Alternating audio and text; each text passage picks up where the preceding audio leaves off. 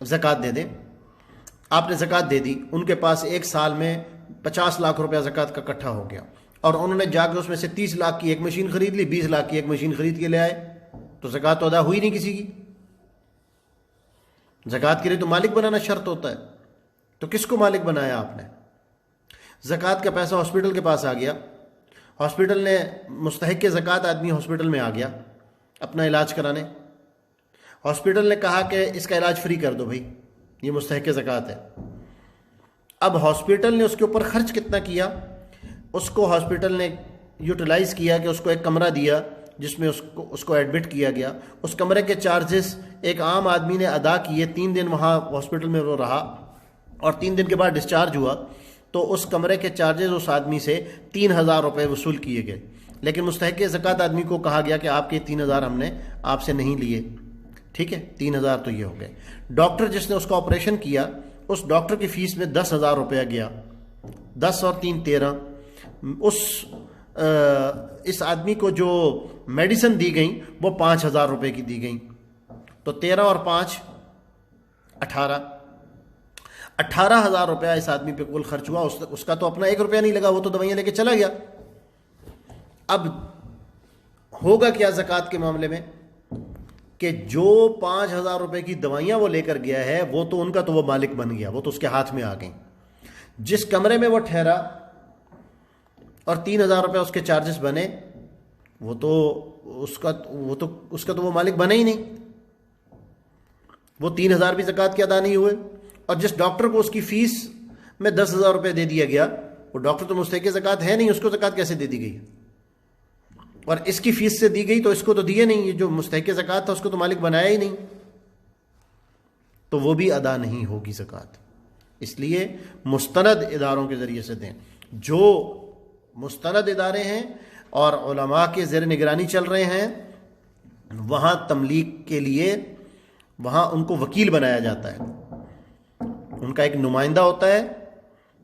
آپ اپنی زکوٰۃ اس وکیل کے پاس بھیجتے ہیں جو آپ کی طرف سے وکیل ہوتا ہے، یعنی آپ کے حصے کا کام کر رہا ہوتا ہے کہ زکوٰۃ کو صحیح جگہ تک پہنچانا.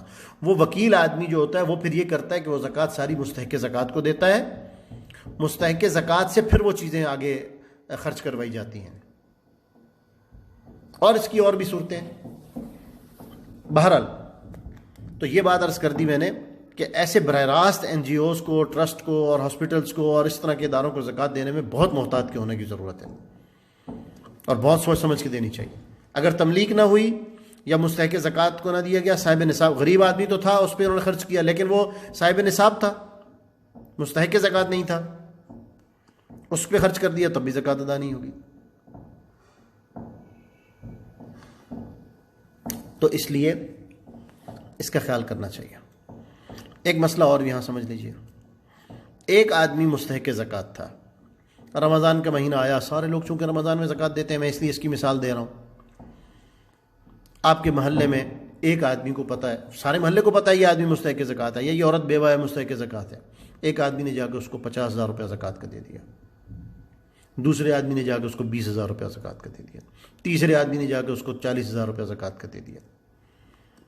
بھائی بات یہ ہے کہ جب وہ مستحق زکوٰۃ ہے اور اس کی ملک میں اس وقت کچھ بھی نہیں تھا، پہلے آدمی نے آ کے اس کو 50,000 روپیہ زکوٰۃ کا دے دیا، زکوٰۃ کا 50,000 روپیہ اس نے لے لیا، تو اب وہ 50,000 جو 52.5 تولے چاندی قیمت ہے اس کی مالک ہو گئی. اب اس کے بعد جو دوسرا آدمی آ کے زکوٰۃ ادا کرے گا تو وہ تو صاحب نصاب رہی نہیں، تو دوسرے کی زکوٰۃ ادا نہیں ہوگی. اس لیے یہ سوچ سمجھ کے کرنا چاہیے. اگلی بات یہ ہے کہ مسجد اور مدرسہ، ان کی مثال بھی ایسے ہی ہے کہ مسجد بھی کوئی انسان نہیں ہوتا یا مدرسہ کوئی انسان نہیں ہوتا. یہ بلڈنگ ہوتی ہے، عمارت ہوتی ہے، ایک ادارہ ہوتا ہے. ان پر بھی زکوٰۃ کی پیسے نہیں لگ سکتے. مدرسے کی بلڈنگ پر بھی نہیں لگ سکتے اور مسجد کی بلڈنگ پر بھی، مسجد کی تعمیر پر، مسجد کے اخراجات پر، مسجد کی تنخواہوں پر، مسجد کے بلوں میں، مسجد کے کارپیٹ اور قالین اور مسجد کی اس طرح کی چیزوں میں سے کسی چیز پر بھی زکوٰۃ کے پیسے نہیں لگائے جا سکتے. مدرسے کی بھی ان سب چیزوں پر زکوٰۃ کے پیسے نہیں لگائے جا سکتے. ہاں البتہ مدرسے میں پڑھنے والے طلبہ، ان کے اساتذہ اگر وہ مستحق زکوٰۃ ہوں تو، اور طلبہ اگر مستحق زکوٰۃ ہوں تو ان پر خرچ کیے جا سکتے ہیں، ان کے کھانے پینے کے اخراجات اور ان کے باقی چیزوں کے اخراجات جو ہیں ان پہ خرچ کیے جا سکتے ہیں، اسی شرط کے ساتھ جو میں نے ہسپتال کے معاملے میں عرض کر دی کہ ان کو مالک بنایا جائے، پہلے مستحق زکوٰۃ بچوں کو مالک بنایا جائے اس مال زکوٰۃ کی رقم کا، پھر اس پہ ان پہ خرچ کیا جائے۔ اور الحمدللہ مدارس میں اس کے لیے ایک بہترین منظم نظام موجود ہے کہ وہ تملیغ کر کے ہی اس مال کو استعمال کرتے ہیں۔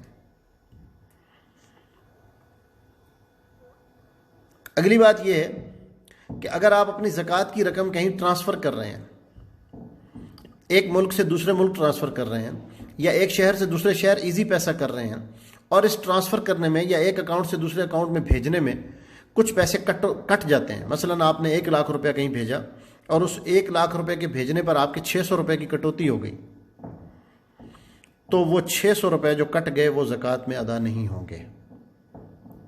آپ کے جو 99,400 روپیہ گیا صرف وہی زکوٰۃ ادا ہوگی، کیونکہ جو 99,400 روپیہ وہاں پہنچا وہ تو مستحق زکوٰۃ تک پہنچ جائے گا۔ جو بینک نے کاٹ لیے یا جو ٹیکس میں کٹ گئے یہ رقم مستحق زکوٰۃ تک نہیں پہنچی، یہ کسی اور مد میں کاٹی گئی ہے۔ لہٰذا اگر آپ کو زکوٰۃ ایک شہر سے دوسری شہر بھیجنی ہے تو کل رقم جو زکوٰۃ کی ہے وہی بھیجنی ہوگی، جو اس کو بھیجنے کے اخراجات ہیں وہ آپ کو الگ سے کرنے ہوں گے۔ ایک بات اور یہ سمجھیے کہ زکوٰۃ کی رقم تنخواہ میں نہیں دی جا سکتی۔ آپ کے گھر میں کام والی آتی ہے، نوکر ہیں، ڈرائیور ہیں، گارڈ ہے، کوئی ایسے ہیں بہت غریب ہیں، تو آپ ان کی تنخواہ الگ مقرر کریں گے، اجرت ان کی الگ مقرر کریں گے۔ اگر زکوٰۃ ان کو دینا چاہیں تو الگ سے دیں گے، ہاں انعام کے نام پہ ان کو زکوٰۃ دے سکتے ہیں، تحفے کے نام پہ دے سکتے ہیں، لیکن تنخواہ میں زکوٰۃ نہیں دے سکتے۔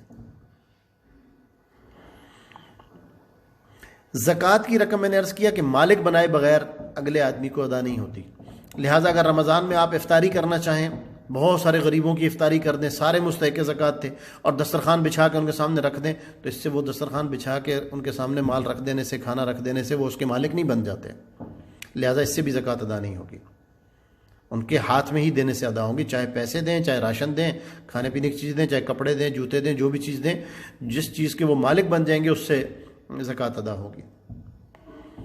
اور میں نے عرض کر دیا کہ زکوٰۃ کا بتانا ضروری نہیں ہے۔ اگر کوئی بچہ ہے، اس کی مدرسے کی فیس آپ دینا چاہتے ہیں یا اسکول کی فیس آپ دینا چاہتے ہیں، کوئی بچہ ہے غریب ہے اور بہت اچھا پڑھ سکتا ہے اور کوئی ڈاکٹر بن سکتا ہے، کل کو آگے چل کے اچھا وہ کر سکتا ہے، اس کے تعلیمی اخراجات آپ برداشت کرنا چاہتے ہیں، تو اس بچے ہی کو مالک بنائیے اور اس رقم کا وہ خود اپنے ہاتھ سے اس رقم کو جا کے اسکول میں فیس ادا کرے۔ آپ براہ راست اس کے تعلیمی ادارے کو وہ رقم بھیج دیں گے تو اس طرح زکوٰۃ ادا نہیں ہوگی۔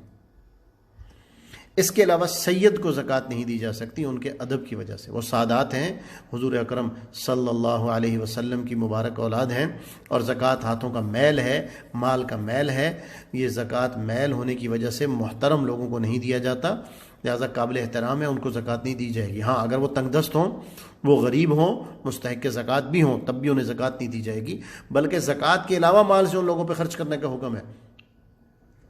زکوٰۃ کے علاوہ مال سے ان پہ خرچ کیا جائے تاکہ ہماری آخرت میں ہم حضور اکرم صلی اللہ علیہ وسلم کی شفاعت کے حقدار بن سکیں، اور ان پہ خرچ کرنا بڑا ہی باعث اجر ہے۔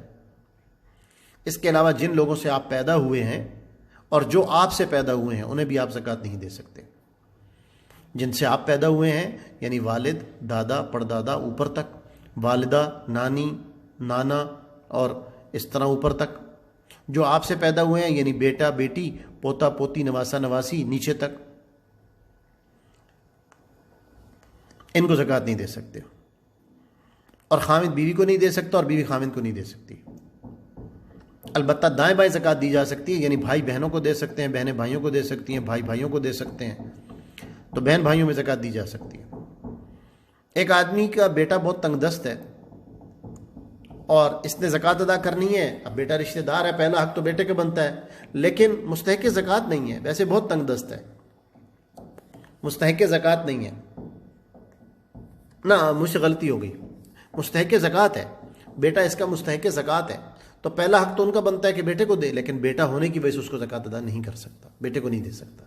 ہاں یہ کر سکتا ہے، اگر بہو بھی مستحق زکوٰۃ ہے تو بہو کو دے دے، اور بہو اور بیٹے دونوں پہ خرچ ہو جائے گا، بہو اسی گھر میں استعمال کر لے گی تو بیٹے پہ بھی خرچ ہو جائے گا۔ میں پہلے بھی عرض کر چکا ہوں، جب زکوٰۃ مستحق زکوٰۃ آدمی زکوٰۃ لے لیتا ہے تو وہ زکوٰۃ کے پیسے اب زکوٰۃ کے نہیں رہتے، اس کے بعد اس سے وہ جس کو بھی کھانا کھلانا چاہے کھلا سکتا ہے۔ جو آدمی مستحق زکوٰۃ نہیں تھا وہ بھی کچھ کھا پی لے گا اس میں سے، تو کوئی حرج نہیں۔